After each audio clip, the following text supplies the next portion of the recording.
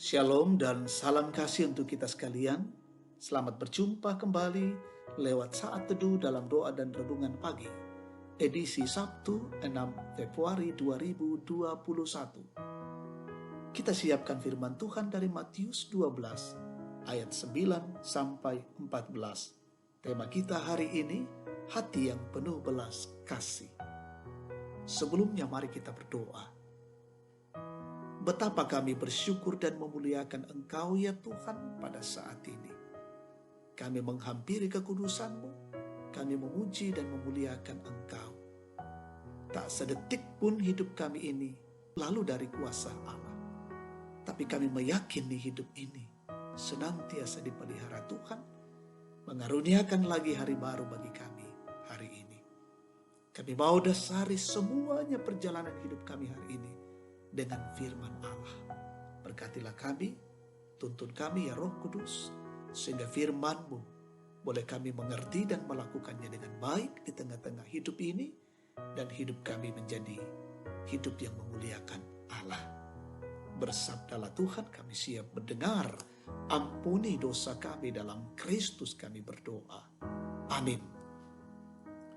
Matius 12 ayat 9 sampai 14. Yesus menyembuhkan orang pada hari Sabat. Setelah pergi dari sana, Yesus masuk ke rumah ibadat mereka. Di situ ada seorang yang mati sebelah tangannya. Mereka bertanya kepadanya, "Bolehkah menyembuhkan orang pada hari Sabat?" Maksud mereka ialah supaya dapat mempersalahkan dia.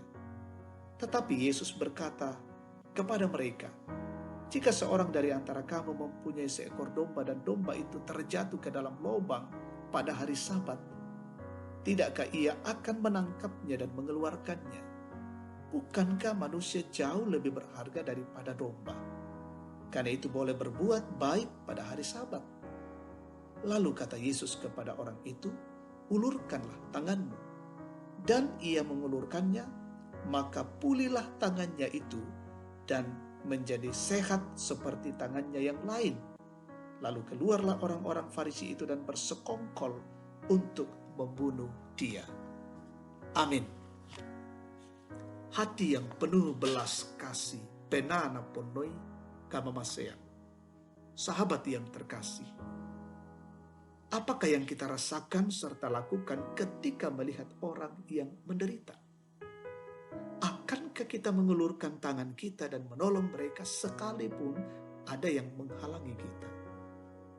Berikut kita hari ini, Yesus tetap menunjukkan kasih-Nya kepada orang yang membutuhkan sekalipun ia mendapatkan tantangan dari orang-orang Farisi yang kelihatannya taat kepada hukum Taurat tetapi tidak memiliki kasih. Ketika Yesus menyembuhkan seorang yang mati sebelah tangannya pada hari Sabat, orang Farisi marah dan bersekongkol untuk membunuh Yesus.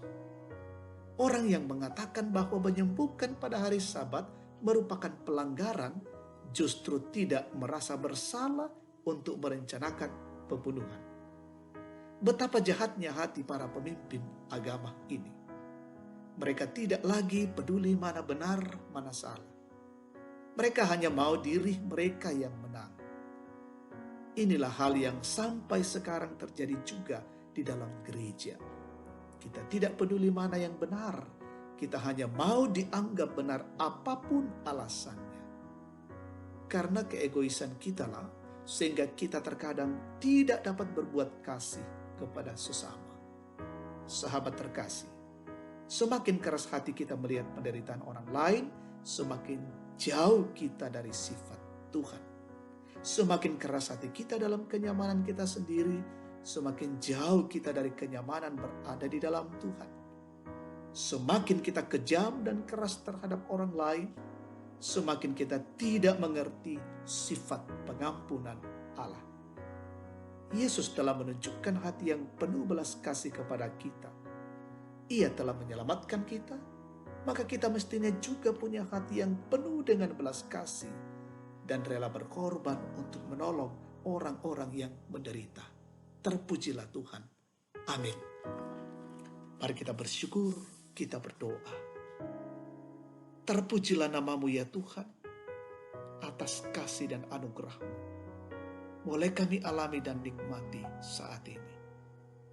Kebenaran firman-Mu datang di tengah-tengah kehidupan kami, menyapa kami, mengajar kami dan meneguhkan kami sebagai orang-orang yang percaya, yang terus menghidupi kasih karunia Allah dan menyatakannya itu lewat kepedulian kasih, rela berkorban, menolong saudara-saudara kami yang menderita.